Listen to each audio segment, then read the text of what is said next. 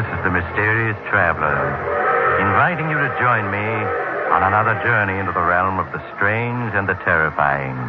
I hope you will enjoy the trip, and it will thrill you a little and chill you a little.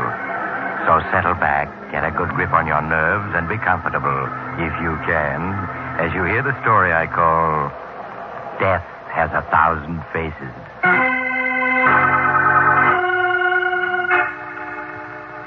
Our story begins at police headquarters in an eastern metropolis. In a small, shabbily furnished office, Horace Riker, a patrol officer for the State Prison Commission, is seated at his desk, which is completely covered with gift packages. As Horace, a small, mild-mannered man in his late 40s, starts to open some of the gifts, there's a knock at his door. Come in. Oh, hello, Captain. Hello, Horace. Well, I see none of the boys forgot you. 25 years with the State Prison Commission. That's a long time. Yes, I never knew I had so many friends. Why, look at all these gifts. There must be at least 20. Well, here's another one, Horace. This is for me and the other boys in the homicide squad. Oh, I don't know how to thank you and the others, Captain. You've all been so kind. Nonsense, Horace. You know how we all feel about you. I'm really a very lucky man, Captain. I have a job I like, fine friends, and a wonderful wife. Yeah, so you and Millie are hitting it off okay, huh? Of course. I told you it would work out all right, even if I am 20 years older than Millie. Well, I'm glad to hear I was wrong. Here, let me help you open your gifts. Thanks, Captain. Well, looks as though half these gifts are boxes of cigars. I'm afraid you'll have to take up smoking, Horace. Guess you're right. Well, this one doesn't seem to be cigars. Sounds like a clock. Clock? Yes, I can hear ticking inside. Doesn't seem to be a card with it. Well, I'll unwrap it. The card is probably inside. Wait just a minute. Let me see that package. Why, of course. Here. Oh, there's a ticking inside, all right. Cheap wrapping paper, no store label, return address. Why should anyone send you a wound-up clock? Well, maybe they just wound it up to make sure it works. I don't like the looks of this. What do you mean? Mac, this is Captain Ross calling from Riker's office. Get the bomb disposal squad over here on the double. It's an emergency.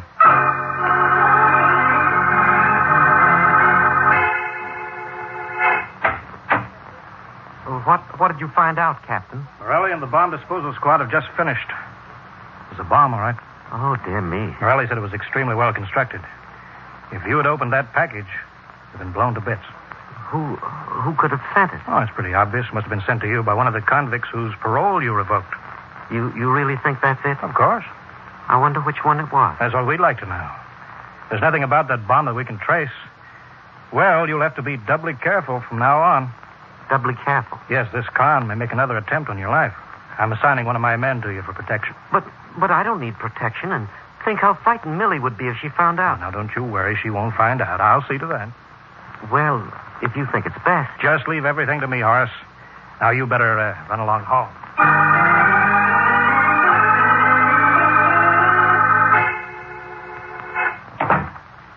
Millie? Millie, where are you? Oh, here I am. Stop yelling. Look, Millie, at all the gifts I got from the men at the office. Isn't that a new dress you're wearing, darling? Yes, I bought it this afternoon. How do you like it? Oh, it's beautiful. You look wonderful in it, Millie. How much did it cost? $80. $80? Yes. It was marked down from 100. I just couldn't resist it. But, Millie, you bought 2 new dresses just last week. Well, you can't expect me to go around in rags. I'm sick and tired of having to skimp all the time and never No, Millie, if you want to keep the dress, of course you may. The only thing is, I don't know how I'll be able to meet the insurance payment due this week. You mean, if I keep this dress, you won't be able to make the payment on your policy? Yes, dear. Oh. Well, in that case, I'll return it. You must keep up your insurance. I'm sorry, darling, that you have to return it. I'll try to find a part-time job in the evenings so we can increase our income. You're going to have everything you want. Yes, Horace, you're right. I am going to have everything I want. One way or another. That night, as Horace took Millie out to a movie, they were followed by a detective who Captain Ross had assigned to guard Horace. But as the days slipped by, Horace went about his work as usual, completely disregarding his bodyguard. After 3 weeks had passed, and no further attempts were made on Horace's life, the detective was assigned to another case. Good evening, darling. Sure was hot today, wasn't it? Yes. Supper will be ready in a few minutes. All right, dear.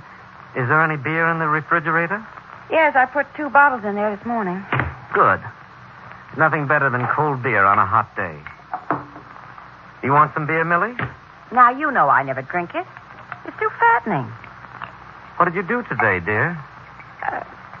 What did I do? I went shopping. Oh. Oh, this beer is cold. Makes my eyes ache. Horace, I can't stand this heat much longer. When are you getting your vacation? Well, I've been given the 2nd and 3rd weeks in September. But that's weeks away. I know, Millie, but I didn't have any choice. I'm sorry that we... Oh. What's wrong? My heart. It hurts. That's what comes from drinking beer when you're overheated. Oh, it feels worse. Oh, nonsense. You'll be all right in a minute. Millie, help me. Get a doctor. I can't breathe. Horace, are you sure you need a doctor? Yes. Hurry, Millie. Hurry.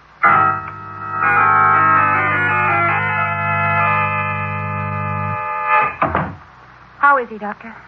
It was a close call, Mrs. Riker. But he'll be all right. You can go in now. Oh, thank you. Doctor, I'm Captain Ross, friend of Mr. Riker's. So, how do you do, Captain? Millie, that is Mrs. Riker, said it was a heart attack. Is that right? Yes, Captain, it was a heart attack. Brought on by poison. Poison? Yes, Do you have any idea how it happened? yes. Strychnine in the beer. Fortunately for Riker, he only took a sip of the beer. Had he taken any more, he'd be dead. It's a matter for your department, Captain. Yeah, so it seems. I'll turn in a report to you. Thank you, Doctor. That's quite all right. Well, I've got to leave now. I've got another patient to see. Good night. Good night, Doctor. Strychnine. Has the doctor left? Yes. How's Horace? Oh, he's asleep now. That beer that Horace drank, when did you get it? Oh, it was delivered yesterday from the grocery. Did the delivery boy give it to you directly? Why, no. He left it on the rear porch. I was out all day. I see. What are you getting at? Horace's heart attack was caused by poison. Poison in the bottle of beer. Poison? Mm-hmm. But who would want to poison Horace? Oh, maybe it was one of the convicts whose parole he revoked. Then again, it might be someone else. You have no clue? No, not yet. But I can promise you one thing. I'll not give up until I've got the person who's trying to murder Horace.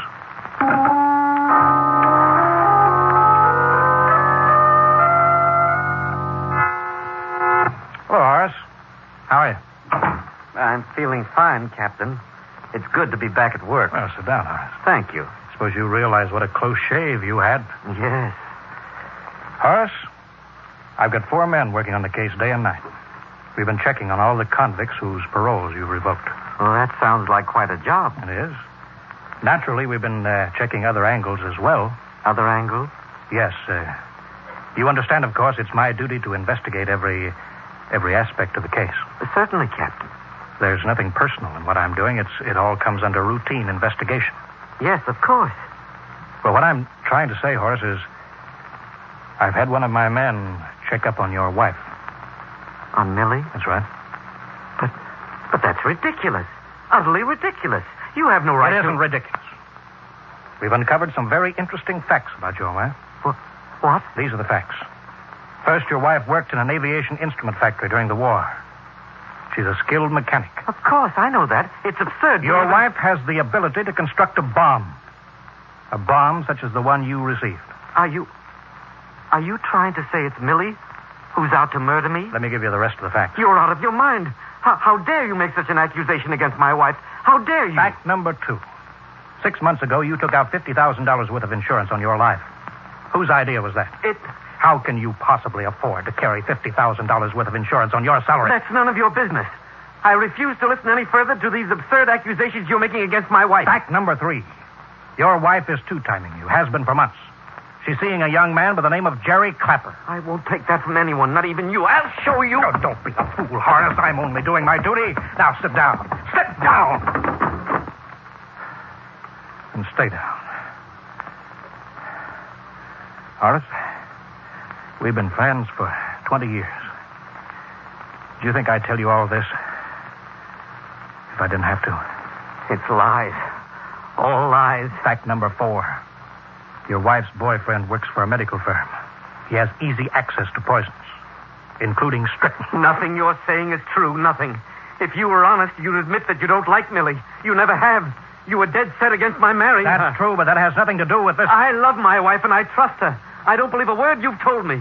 If you knew her as I do, you'd know she isn't capable of such a thing. Are you so hopelessly in love with her that you can't see what I'm telling you is the truth? It isn't the truth. And nothing you can say will change my mind. And I warn you, Captain, if you spread any of these lies about my wife around, I'll kill you. With this threat, Horace stormed out of Captain Ross's office and returned to his own.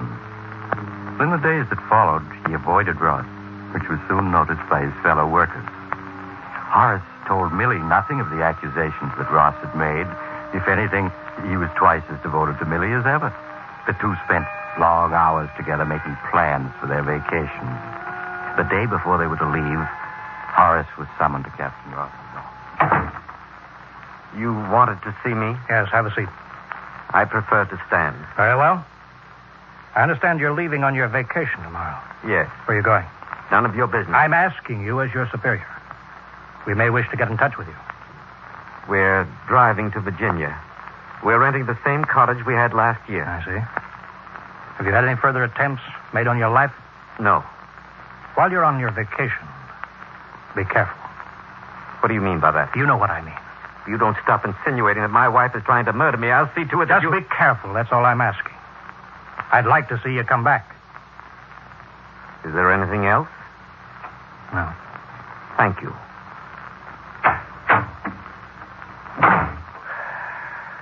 Well, I've warned him.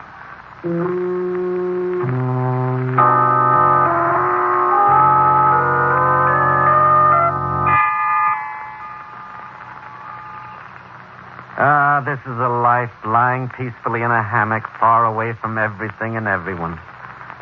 Enjoying yourself, Millie? Yes, Horace. Just like our honeymoon, isn't it? Yes. And we've done all the same things. We've gone fishing, swimming, boating, and we've tramped all over the countryside. It's been wonderful. You know, the only thing we haven't done that we did last year is visit the gigantic caverns. Yes, that's right. I'd forgotten about that. We did visit the gigantic caverns last year, didn't we? Yes, Horace. Why don't we spend tomorrow exploring the caverns?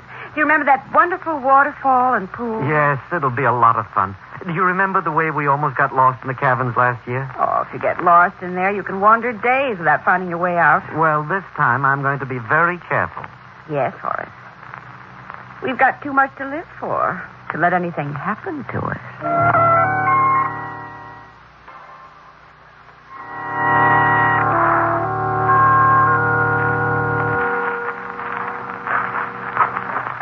Well, here's the entrance to the caverns, Millie.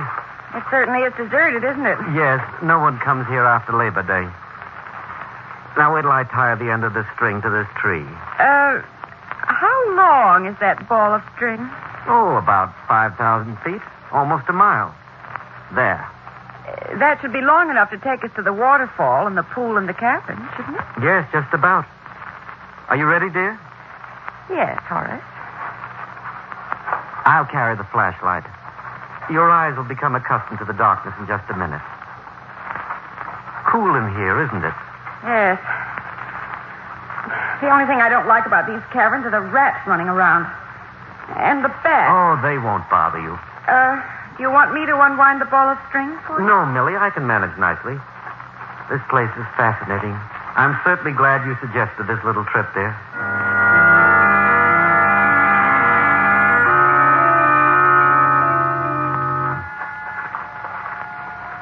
Horace, look how high the roof is in this cavern.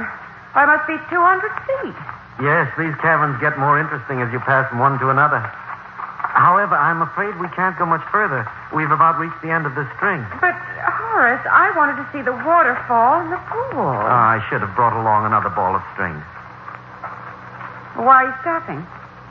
I've reached the end of the string. Horace, Listen a moment. Do you hear the waterfall? Yes, I think I do. It sounds as though it's directly ahead. Let's keep going a little further. But, darling, there isn't any more string. Oh, we'll only go a little way. It doesn't sound very far off. We'll be able to find our way back. Well, all right. Wait till I tie the end of this string around this rock. There. Come along.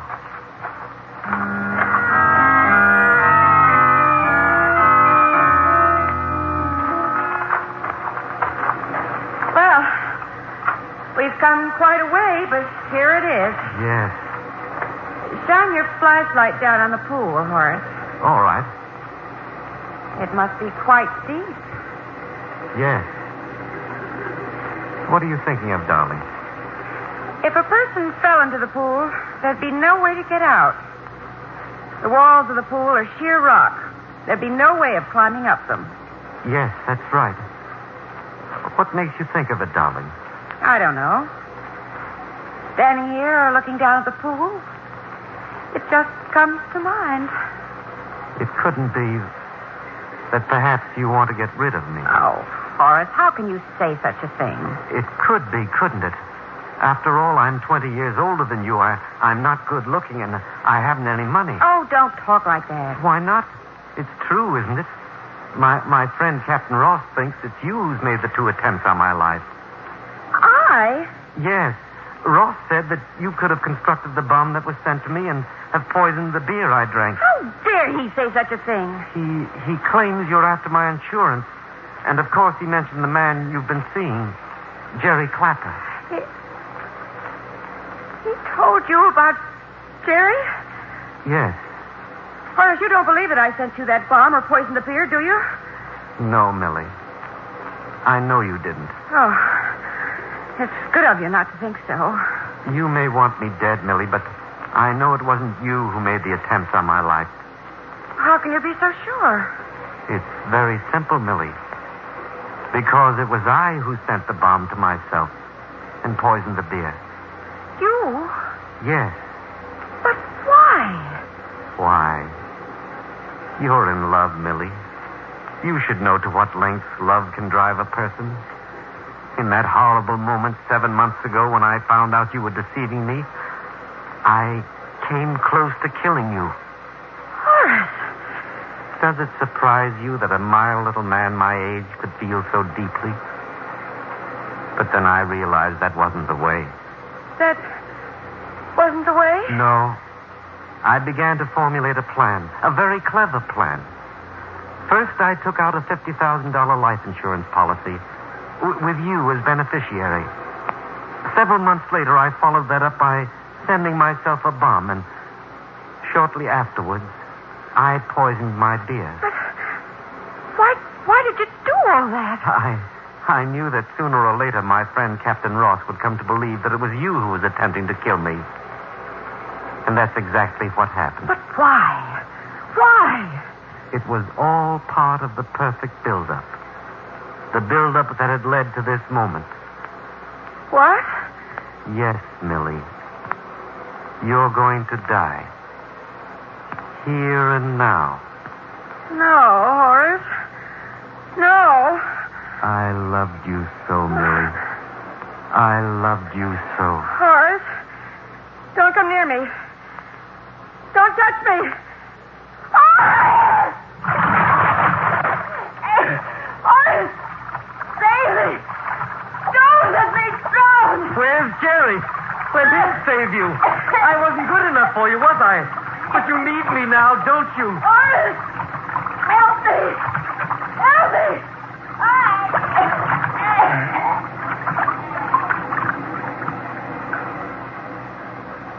Millie?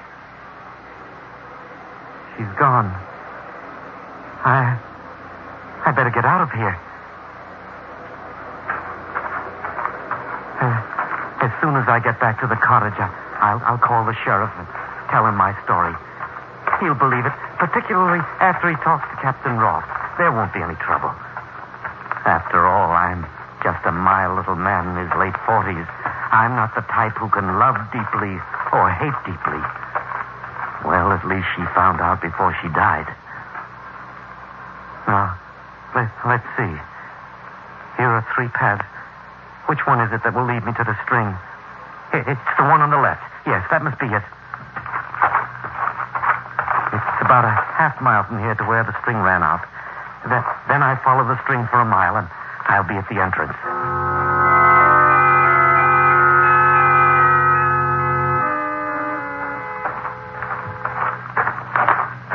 Strange. I don't remember this turn in the path.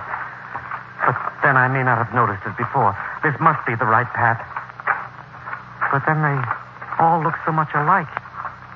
These caverns are just a maze of passageways. Maybe I took the wrong path. Perhaps I should have taken the middle one. Yes, it must be the middle one. I'd better retrace my steps. All I have to do is keep calm, and I'll be all right. People only get lost when they're excited. I just have to go back to where the 3 paths are and take the middle one. I mustn't get excited.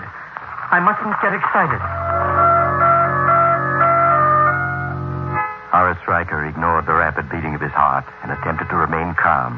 But as he made his way along, he was constantly confronted with diverging and crisscrossing passages, all of which looked unfamiliar.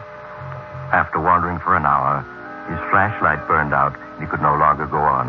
Exhausted, he sank down to the ground, completely losing all track of time. Meanwhile, the absence of the Rikers from their cottage went unnoticed. It was only after the 5th day that it was discovered they were missing. The countryside was searched without any success. Captain Ross flew to Virginia to aid in the search. Then someone remembered the gigantic caverns. A week from the day he'd entered the caverns, Horace Riker was found semi-conscious, babbling deliriously. He was rushed to a hospital, but the search for his wife went on. You may go in now, Captain Ross. Thank you, nurse. Hello, Horace. How are you feeling? Captain Ross, what are you doing here? I flew down here 2 days ago to help in the search. I was with the party that found you in the gigantic caverns. Millie, did you find her? Yes? How is she? She's dead. Dead? They found her body in a large pool by a waterfall. Poor Millie. Suppose, Horace, you tell me exactly what happened. The whole idea of visiting the gigantic caverns was Millie's. When we got to the entrance, I led the way in, while Millie unrolled the ball of string behind me. After we'd gone a mile, the string ran out. In the distance, we could hear a waterfall.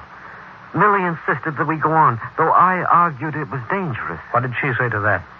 She said she'd mark the path with her lipstick as we went along, and we could find our way back to the string that way. I see. We must have gone about a quarter of a mile when I suddenly realized Millie was no longer following me. I turned, but she was gone. Then I called out to her. I could hear her laughing in the distance and telling me to find my own way out. What did you do then? I'm afraid I got panicky. In that moment, I realized everything you told me was true. I tried to follow Millie's laughter, but it seemed to come from all directions. As I tried to retrace my steps to the string, I became completely lost. And that's all I remember. I see. Despite the lipstick marks she made as a trail, Millie apparently became lost when she ran away from you. Yes. Captain, I want to apologize for not having believed you. I hope there aren't any hard feelings. None at all, Horace. I'm just glad I was one of the party who found you before it was too late. I suppose I was in a bad way when you found me. Mm-hmm. You were semi-conscious, slowly sinking. By the way, Horace, this will interest you. Oh, what's that? It's a phonograph recording. I'll play it for you. I had it made just after you were brought to this hospital. Listen. No, I wasn't good enough for you, was I? Why, that's me. I gotta find my way out of here. You think that all these months I haven't known what's been going on, huh? I may not be young or good-looking like your Jerry, but I have brains.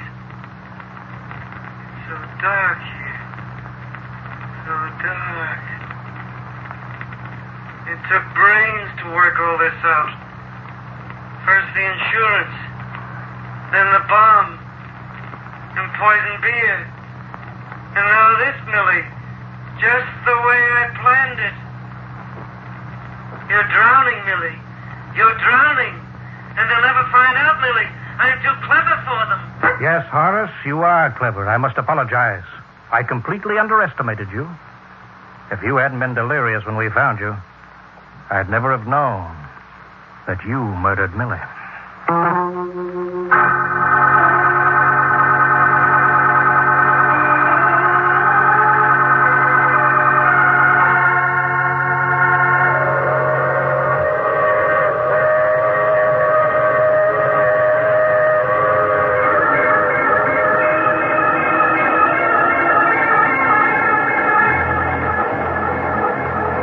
This is the Mysterious Traveler again. Did you enjoy our trip? Poor Horace. He had the perfect blueprint for murder. Only he left no margin for error. How was he to know that he would confess all while delirious?